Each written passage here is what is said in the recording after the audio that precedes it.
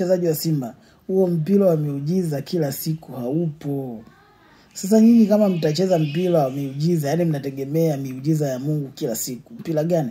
Nyinyi mmeenda kule Uarabuni, mmewakamata Al Nassr. Mmecheza mpira mzuri, mmewazidi kwa kila kitu. Mmepata nafasi, nyinyi mkipata nafasi mnaruka, mnacheza vitu havieleweki. Eti mmekaa mnasema eti watakuja Dar es Salaam uwanja wa Taifa tutawapiga. Sasa nyinyi kama mmeshindwa kumaliza mechi siku ile, ilikuwa ndio siku ya kumaliza mechi na mnipata hizo nafasi, mmeshindwa afu mnategemea miujiza. Huo mpira wa miujiza wanangu hauna kazi. Hauna kazi.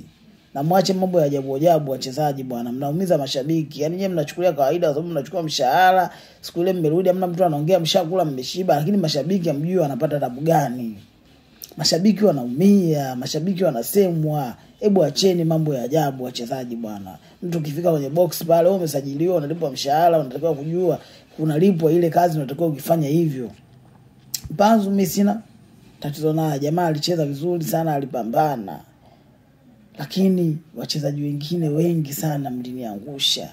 Kama striker wa Simba yule sijui Ateba yule sijui jamaa sijui ana matatizo gani.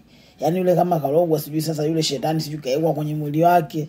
Maki simuelewi jamaa sasa hivi haeleweki anafanya kitu gani. Wewe uko na kipa hapo mwanangu unashindwa kufunga. Uko na kipa unashindwa kufunga. Bwana msifanye vitu vya ajabu bwana. Mnaumiza watu bwana.